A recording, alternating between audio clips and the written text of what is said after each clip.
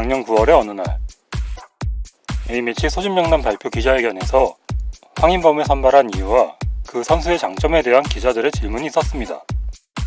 벤투 감독 부임 이후 꾸준히 소집명단에 포함되었음에도 불구하고 이런 질문이 나왔다는 것은 그동안 황인범의 기량이나 활약에 대한 의구심과 비난의 여론이 있었기 때문일 것입니다. 벤투 감독은 그 질문에 황인범의 장점이 너무 많기 때문에 하나하나 설명하기 어렵다며 황인범 선수를 적극적으로 옹호하는 모습을 보였는데요. 저도 어느 정도 벤투 감독의 의견에 동의하는 입장입니다만 반대 의견도 가지고 있긴 합니다. 그만큼 황인범 선수가 가지고 있는 장단점이 보는 이에 따라 견해가 달라지는 바가 크다 생각되어지는데요. 지금부터 황인범 선수에 대해 알아보면서 같이 생각을 정리해보시는 건 어떨까요? 1996년생인 황인범은 대전광역시 출신으로 문화초등학교에서 축구를 시작, 대전 시티즌 유스 산하인 유성중학교와 충남 기계공고를 거쳤으며 16세 이하 청소년 국가대표에 선발되는 등 일찌감치 재능을 인정받아 우선 지명으로 대전 시티즌에 입단하게 됩니다. 2015 시즌 3월 21일 제주 유나이티드와의 원정 경기에서 프로 데뷔전을 치른 후는 5월 30일 포항 원정 경기에서는 데뷔골을 기록, 이후 경기에서도 점점 자신의 진가를 드러내며 4호골까지 기록하는데요.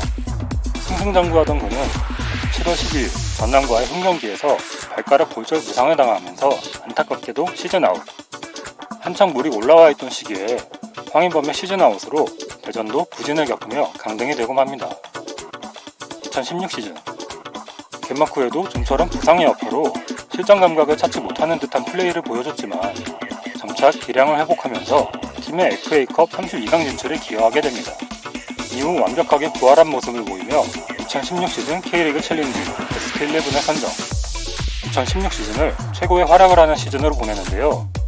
안타깝게도 팀의 클래식 승격은 실패하게 됩니다. 2017 시즌 SL 벤피카를 비롯한 일부 유럽 구단과 접촉하며 유럽 진출을 모색했지만 결렬되면서 다시 대전에 잔류하게 됩니다.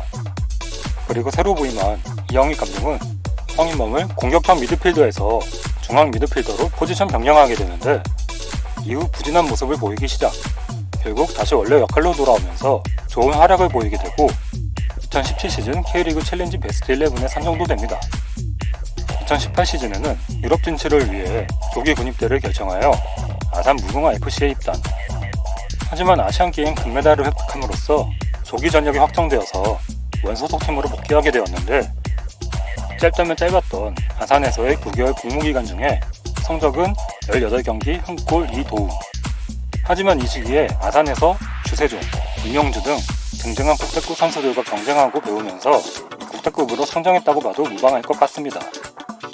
아무튼 이후 치러진 친정팀 복귀전과 이후 경기들에서도 좋은 활약을 하며 시즌을 마무리, 챌린지에서 K리그2로 명칭을 바꾼 K리그2 베스트 11도 수상하게 됩니다. 그러던 12월 20일 분데스리가2 보움에서 황인범에게 공식 제안을 건넸다는 기사가 뜹니다. 구체적인 제안이 들어온 건 보움이 처음이었는데 독일 언론에서는 보움으로의 이적에 매우 부정적이었습니다. 황인범의 몸값을 추정하면 150만 유로인데 보움은 이를 감당할 돈이 없고 다른 구단들과 경쟁이 붙으면 보움은 일찌감치 밀려날 것이라는 이유였습니다. 그런데 아시안컵이 8강에서 탈락한 직후 MLS 밴쿠버 화이트캡스 FC로 이적이 유력하다는 기사가 보도됩니다. 이적료는 20억 원 안팎이고 보험은 6억, 함부르크는 10억을 불러서 대전이 거절했다고 하는데 사실 1부 리그 브레멘에서도 아시안게임 8강전부터 황인범에게 관심을 가졌었다고 합니다. 그런데 문의를 해도 답변이 돌아오지 않았고 황인범은 브레멘이 6개월 임대 후 이적을 제안한 줄 알고 밴쿠버와 계약을 했다고 하네요. 브레멘의 스카우트는 이적 제안을 하러 갔더니 3일 전에 밴쿠버와 계약이 끝나 있어서 독일 1부 리그로 갈 좋은 기회였는데 전달이 잘못되어 진출 기회가 무산이 되어버린 안타까운 일이었습니다. 하지만 냉정하게 본다면 황인범이 브레멘에 가도 주전 자리를 뚫는 게 쉽지 않은 일이고 브레멘 역시 저렴한 몸값 때문에 사려 했던 것이고 반대로 황인범은 한창 포텐이 터지는 시기에 MLS에 가면 주전 경쟁이 쉬우면서 유럽 빅리그 선수들과도 뛰어볼 수 있는 기회니까 결과론적으로 밴쿠버행이 좋은 선택이었다고 할 수 있다고 봅니다.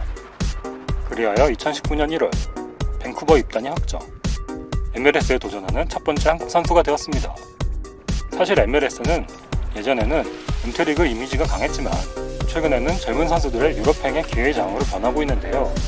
밴쿠버의 알폰소 데이비스가 바이에른 미넨으로, 애틀랜타의 미겔 알미로는 뉴캐슬로 이적한 상황이라 황인범도 얼마나 좋은 활약을 하느냐에 따라 유럽 진출의 향방이 결정될 것 같습니다.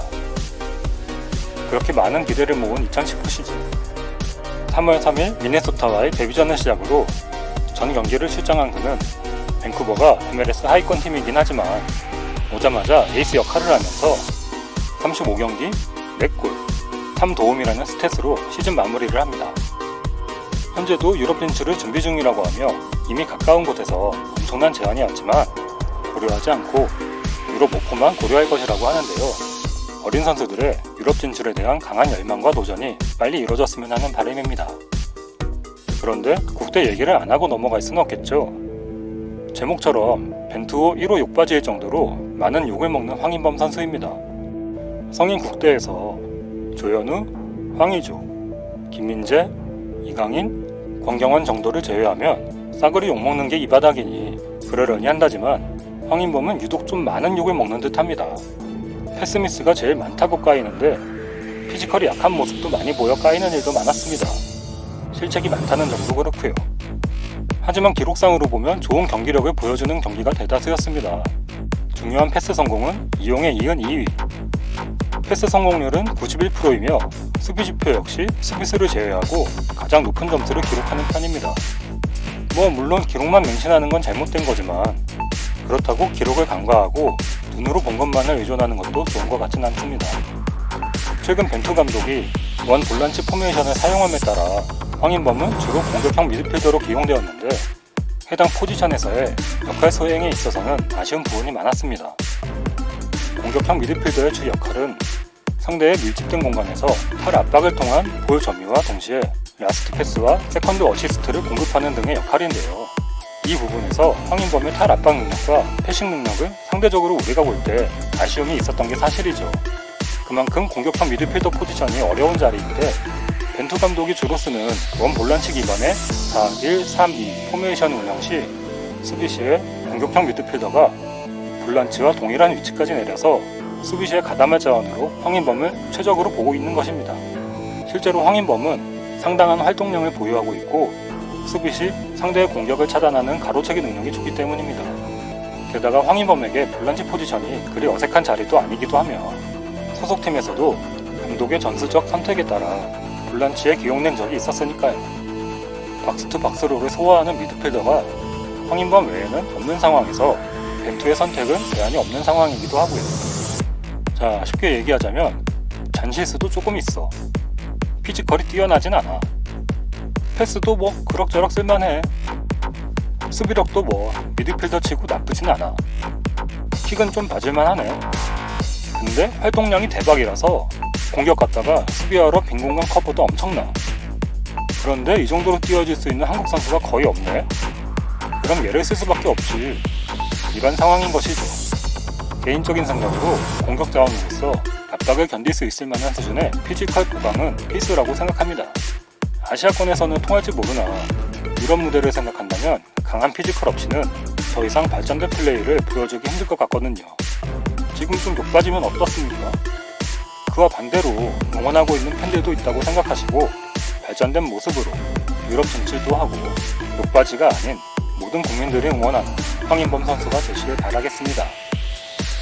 지금까지 시청해주셔서 감사합니다. 영상이 마음에 드셨다면 구독과 좋아요 그리고 알림 설정 부탁드립니다.